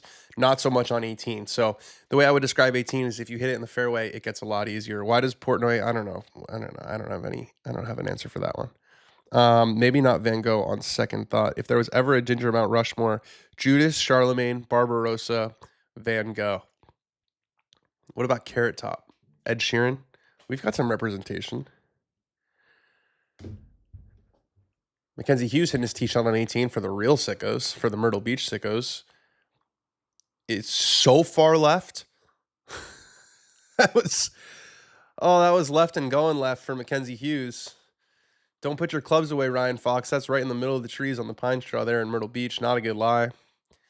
Dan, Tommy wins a major, right? I truly think he will. So underrated. It's so easy for everyone to say this guy's going to win a major and this guy's going to win a major. Rory McIlroy and Scotty Scheffler and those guys exist. And just like these guys are going to be wanting to pick off one every, one of the four. There's only 4 that happen every year. I mean, Colin Morikawa won 2 in his first 8, and he's 0 for since. It's really, really hard to win a major. And, for me to say that a guy who's, what is Tommy? I would guess he's probably 33, 34. I mean, for me to say that he's 34, for me to just say that, oh, this guy's going to win a major because he's had, a lot of success on the PGA Tour, the odds are probably not. The odds are probably not. But he's certainly good enough. He's certainly put himself in. I mean, he shot 60. What did he shoot at? I'll never forget that Shinnecock round. It's one of the best I've ever seen. Will Grant Horvat win a major? Yeah, that's it's possible. It's just all you gotta do is win the Barracuda. I don't know if that gets you into the Masters. Win the Barracuda, get into the next week, top 10s. How long does it take Colin to settle in with Joe? Well, Colin was in the mix this week for a little bit. I don't think he played super well today. Tied for 17th, 68, but yeah, he went 63, 70, 72, 68. A lot of low scores on that Thursday, and then the weather came to play. All right, Sepp Straka. He's got to putt up the hill. This is sort of a lag. That's what we were talking about, at least. When you're putting up a slope, it's all about speed control. That's got to go. That is not quite in yet for Sepp Straka, probably 3 feet short. And Shane Lowry's got to putt now to equal him at 16 under and make that par putt for Sepp a little bit more stressful. Can't get over how good the pace is. Man, this is awesome. Will Blades Brown win a major? Will Shohei Ohtani win a major? This is what I love, guys. Name the most random golfer in the world and ask if they will win a major. Amazed that people think a guy who's never won on the PGA Tour event gets the will he win a major discussion. The question is like, well, who's the best player without a major now? Is it Kentlay? Is he the most accomplished player who hasn't won a major championship? It might be Kentlay. All right, JT on 18. This is doable. It's absolutely doable. We've seen birdies on this hole. It's a pretty manageable pin there in the front. You can almost land it a little bit short. You can almost land it a little bit short and run it up. That's what we've seen guys do. That's left. A couple left misses from JT in crunch time. Oof, no bueno. All right, JT. Off to Quail Hollow. That is about as bad of a leave as you can make. All right, Shane with that old school putting stance. We know this is going to go left at the hole. We thought this was going to go left at the hole. It hangs by on the right side. A little bit of a misread. Will JJ Spawn win a major? Will Joseph Boza win a major? We should just have 30 majors a year. Then everyone can win a major. Shane tapping in. So Shane's in at 15. A two-horse race here. A proper two-horse race. Will Anthony Kim win a major once again? My question is Anthony Kim going to play on Live again next year? He's been really poor this year. And I don't know what the contractual deal was, but was it last year that Bubba got relegated and then got promoted again? How many majors would Tan Rapaport win if he committed to the bid? Should I just wear tan every single day and just become tan? Everyone can just call me Tan. It would be a calling card.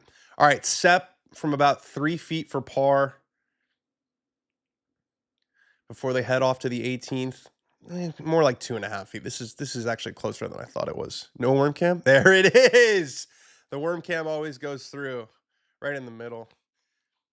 If you guys are watching Myrtle Beach, Mackenzie Hughes is in a horrendous spot. That ball is in basically a footprint on the 18th hole. He's got a one-shot lead. He's got trees all up in his grill. Will we ever see an amateur win a major? No. Jason Duffner did win a major. Yeah. Grizzly Adams did have a beard. Jason Duffner, Auburn's own, baby. Auburn's own won a major championship. You better believe he did.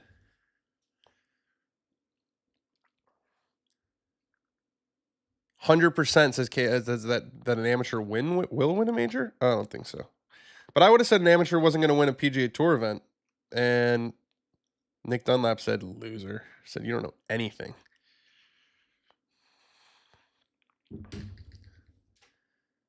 Crazy take what? That an amateur's not going to win a major? How is that a crazy take? It was the first time an amateur won on the PGA Tour in like 30 years was last year. You guys were asking about 18. It's playing 514 yards, but again, there's birdies out there if you can drive it where JT drove it. But Straka will be thinking for sure that 4 likely wins the tournament here. This would be a really probably the biggest win of Sepp Straka's career.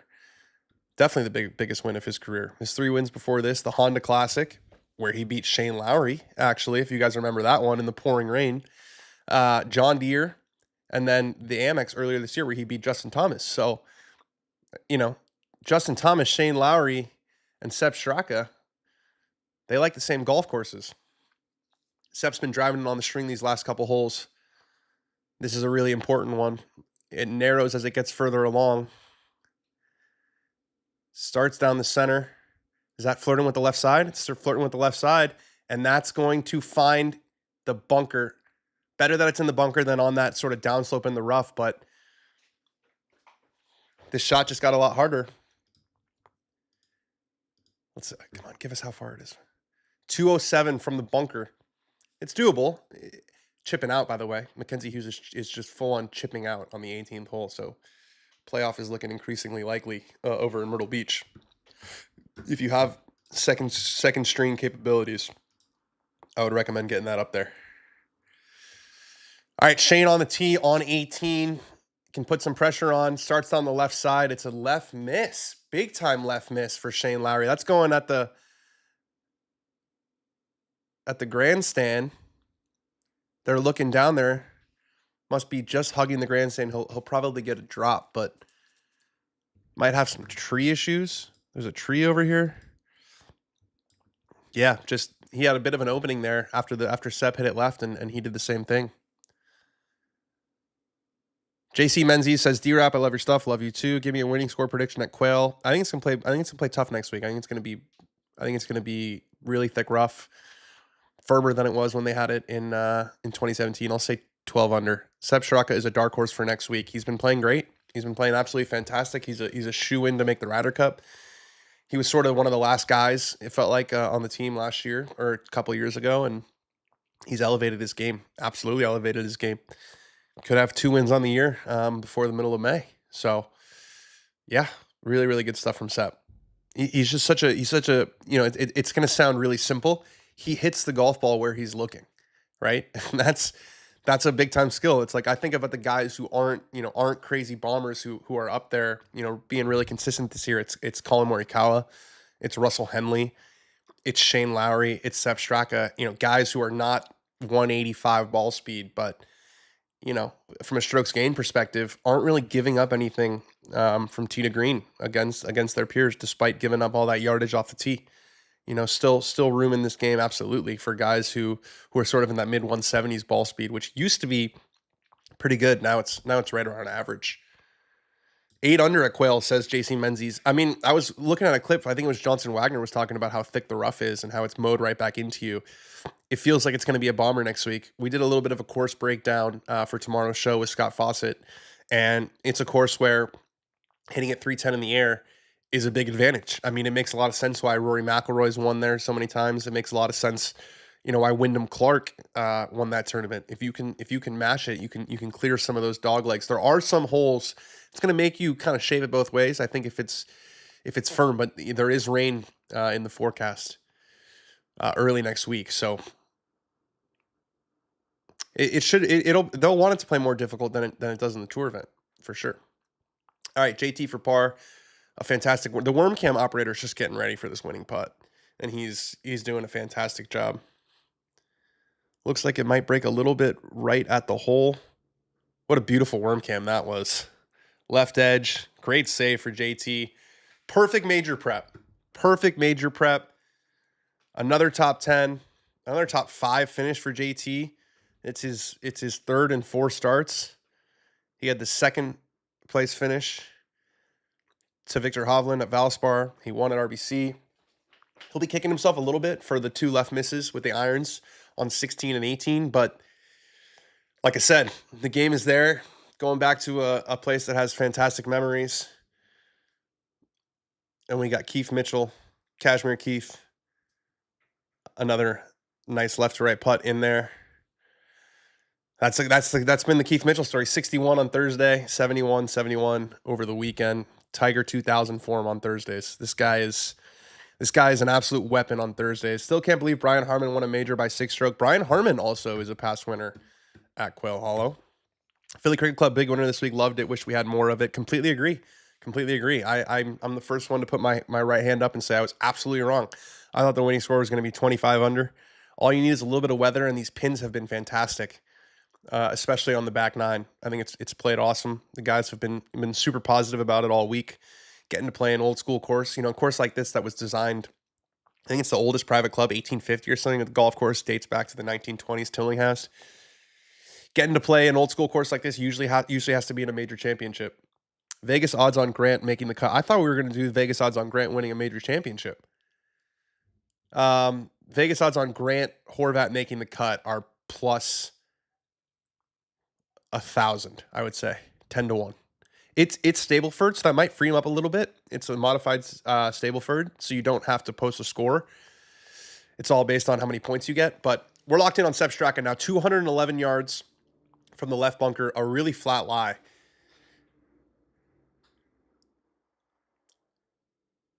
Looked like clean contact from Sepp Straka. Oh, what a shot. Right at the flag. That's going to roll out to about 20 feet past. Keeps rolling, 30 feet past, 35 feet past. But from that bunker from 211 yards, that is a winning golf shot from Sepp Straka. Shane's going to have to do something special to catch him here. He was really fortunate. If that thing stopped on the downslope, that was going to be a really, really difficult second. It got to the flat part of the bunker. These guys are so good out of fairway bunkers. That shot would have looked absolutely perfect from where he was standing. Landed almost right on it. Yeah, look at the crowd that's watching is like, is this going to go in? And it took a half peak. You got to land it short of the green if you want this to get close. So Shane, especially coming from this bunker or from this rough over here, let's see if he's going to have tree issues. I mean, I don't know if Tourcast lies, but it sure looks like he's going to have tree issues, right? I mean, as far as the Tourcast goes, that's what tree issues look like. Let's see. Taking some sort of relief. Okay, so it's a clean line. He's going to get to the back of it. I'd love to see from behind if he has tree issues. Probably going to have to play a low draw that goes under that tree, and he's got to land it short of the green if it's going to have any chance of getting close. Mackenzie Hughes has 10 feet to save par at Myrtle Beach, says Joseph Boza. Harry Hicks has 25 feet, 6 inches to force a playoff. So we got a couple of big putts over in Myrtle Beach if you've got double screen capacity. If not, we've got all the drama culminating right here on the 72nd hole at the Philly Cricket Wissahickon course. Shane's got a clean lie. I still haven't seen that down the line view that's going to tell me whether he has tree issues or not.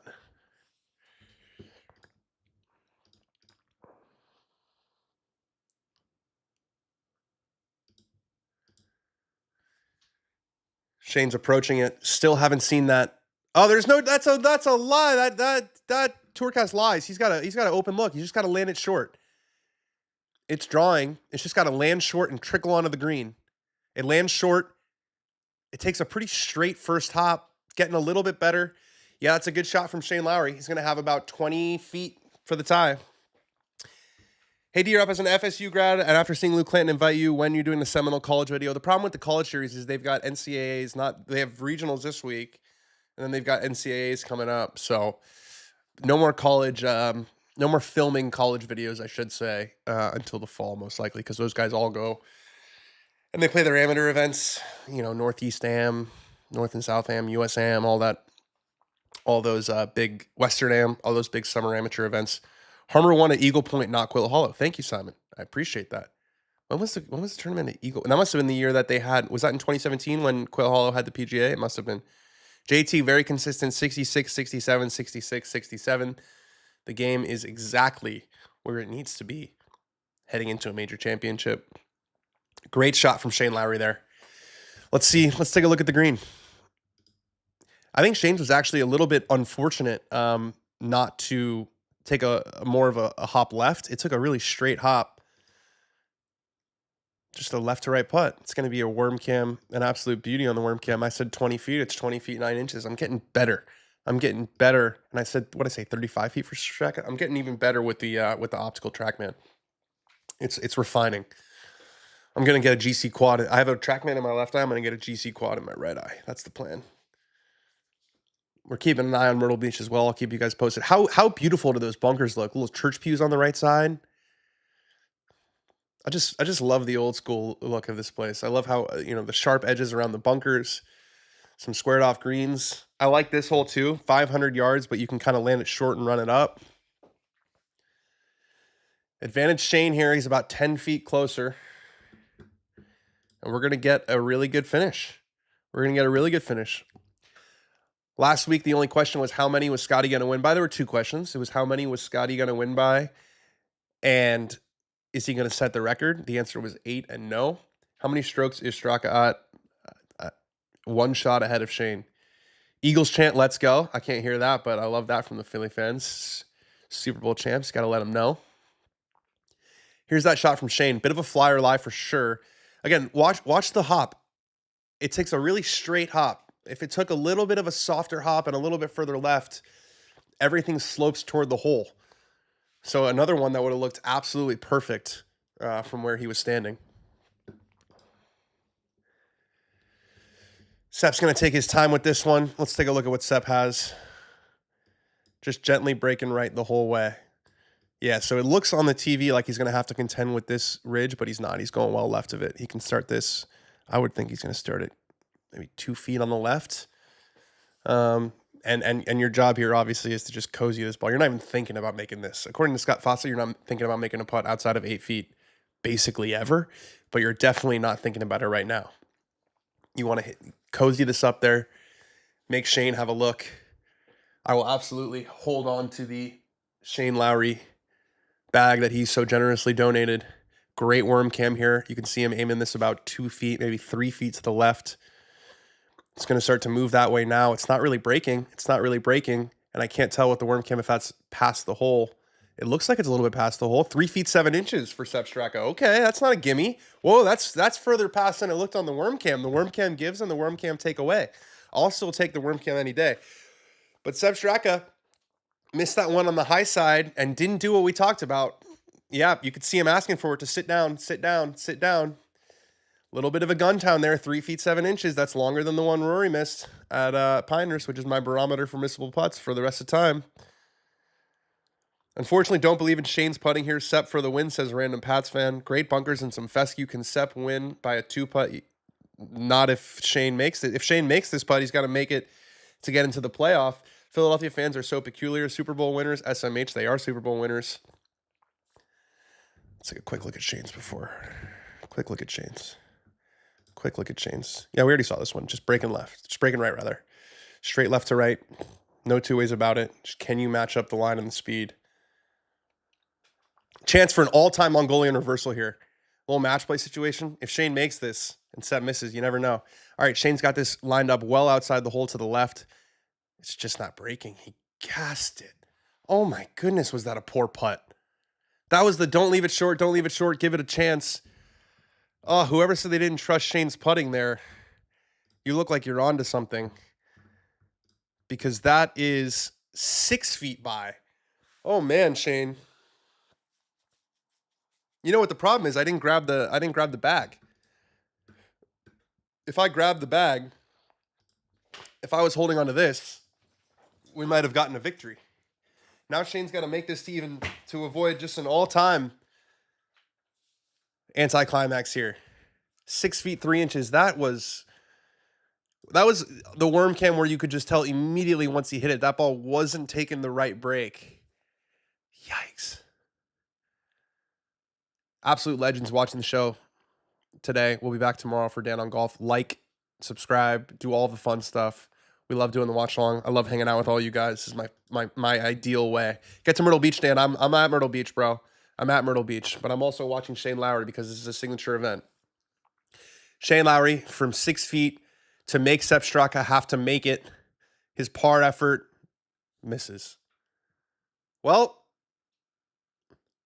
that was a fun little moment there while we had it. When we thought Shane was going to make the putt and force Sepp to make a nervy 3.5 footer for the win. But a 3-jack from Shane Lowry, and that made Justin Thomas a lot of money. That 3-putt from Shane Lowry there made JT 500 grand, maybe. Second place for this is probably 2.3 something. Yeah, it made him a ton of money. JT is owes Shane Lowry a little wine. Shane Lowry finishes with a bogey. That's an even par 70. It's not going to get it done. Sepp Straka, what a player this guy is. About to win for the 4th time on the PGA Tour. For the 2nd time this year. He is an absolute lock to make it to the European Ryder Cup team. He's one of the first guys you're putting on that list now and has really elevated himself this year as a guy who's, he's finished 7th at Pebble Beach. He finished 11th at Cognizant. He finished tied for 5th at Bay Hill, tied for 14th at the Players Championship. A miscut at the Masters stings big time. T13 at the RBC Heritage, T12 at the Zurich Classic of New Orleans. And he's got 2 putts now for his 4th victory on the PGA Tour. And he only needs 1. There it is. Sepp Straka wins the Truist Championship. Amazing show from Philly Cricket this week. I was absolutely wrong. Happy to be wrong. Thought the winning score was going to be 25 under par. It was 16 under. And Sepp Straka wins the battle. That was a lot of fun, guys. Make sure you like and subscribe. Smash a like on the video. We'll see you tomorrow on Dan on Golf to